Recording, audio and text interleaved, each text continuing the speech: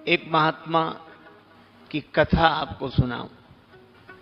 श्री अवध की एक धर्मशाला में एक सज्जन आकर ठहरे। एक महात्मा ऊपर छत पर। अब महात्मा का तो काम ही सवेरे सवेरे जाकर भगवान का भजन करना। 4 बजे सवेरे से जाग जाएं।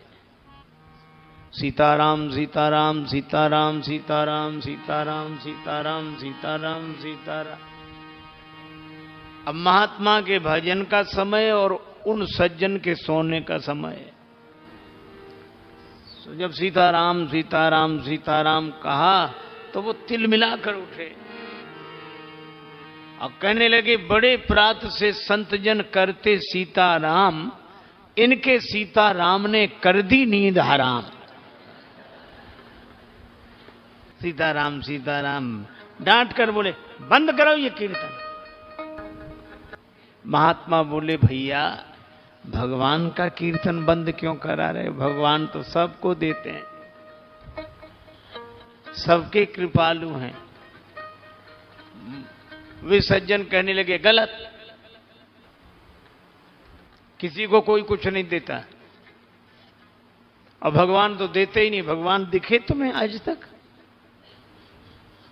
भैया वो न दिखे तो भी देते हैं। हवा नहीं दिखती पर सबको सुख देती है। नहीं, मैं नहीं मानता। उन सज्जन ने कहा कि अगर भगवान मुझे देंगे तो मैं मान लूंगा। 24 घंटे का समय देता हूं। अगर भगवान ने हमें दिया तो मैं तुम्हारा चेला बन जाऊंगा, और नहीं दिया तो तुम्हारा भला नहीं। महात्मा भी भगवान के भरोसे बोले, जाओ ठीक है, हम यहीं हैं। वे सज्जन चले गए घोर जंगल में कि 24 घंटे की तो बात ही है, यहां कौन देने आता है? जहां जंगल में कोई किसी को दिखाई ही नहीं देता। अच्छा, जंगल में फिर भी दिख जाएंगे तो एक काम करें, क्या? बट वृक्ष था। महात्मा उस बट वृक्ष के ऊपर, वो सज्जन उस बट वृक्ष के ऊपर चढ़ गए और घने पत्तों की ओट में छिप गए। दिन भर बिताऊंगा और कल महात्मा से बात करूंगा। कहता है, भगवान सबको देते हैं, हमें दें तो हम जाने। थोड़ी देर में बंजारे निकले उधर से। बंजारों ने सोचा बट वृक्ष की छाया है, जंगल है, यहां बैठकर भोजन करते हैं। तो वहीं वो भोजन बनाने लगे। अब ये ऊपर से देख रहा है कि महात्मा की बात कुछ तो सच है, भोजन आ गया यहां, लेकिन मैं देखूंगा ही नहीं, करूंगा नहीं तो कोई मुझे खिलाएगा कैसे? उन लोगों ने भोजन बनाया और बेचारे भोजन बना के खाकर का रास्ते के लिए रख लें, बांध रहे थे। तब तक शोर सुनाई दिया, डाकू आ रहे, डाकू आ रहे, डाकू आ रहे, डाकू। और डाकुओं का नाम सुना तो बंजारे भागे, भोजन वहीं छोड़कर। अब इसने देखा कि भोजन तो रखा है। अब बंजारे तो भाग गए, भोजन वहीं छोड़कर। डाकुओं का सरदार पीछे पीछे, डाकू आगे आगे।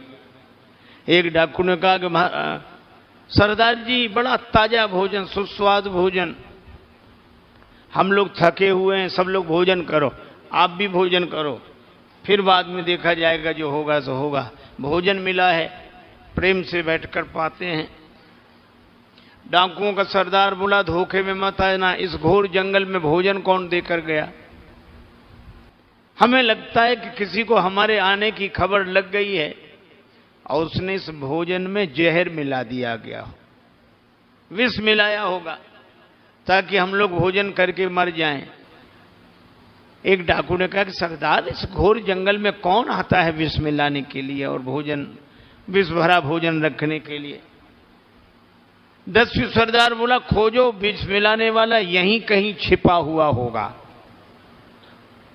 एक डाकू ने कहा अगर वो दिख जाए हमें तब गोली मार दें उसे। अब डाकुओं ने जो इस तरह बातें की, अब ये डर के मारे कांपा तो पत्ते हिले। एक डाकू बोला यहां कोई है। एक ने कहा गोली मारे। बोले गोली नहीं, उतारो इसे।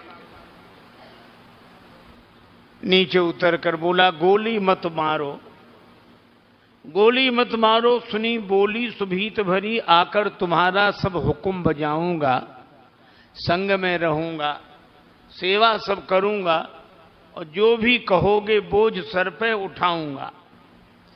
डाकुओं का सरदार बोला ये सब बाद में करना, पहले ये भोजन कर, इसमें विष मिला है। मन में उसने सोचा ये खाएगा तो मर जाएगा, भोजन कर।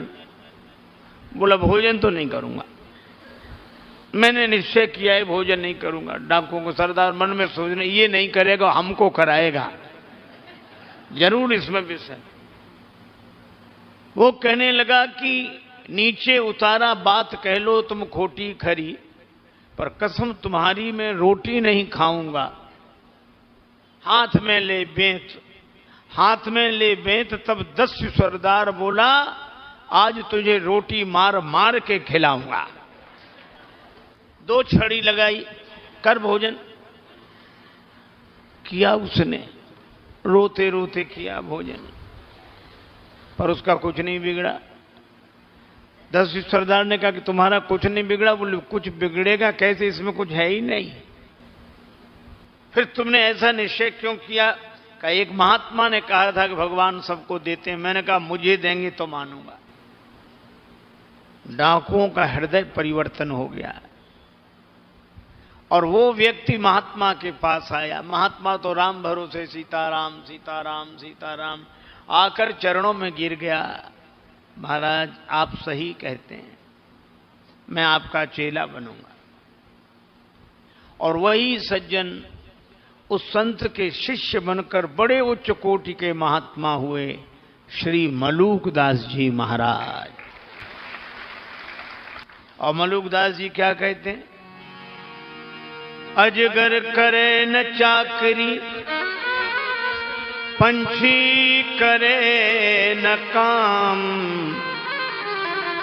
दास मलूका यूं कहें सबके दाता राम।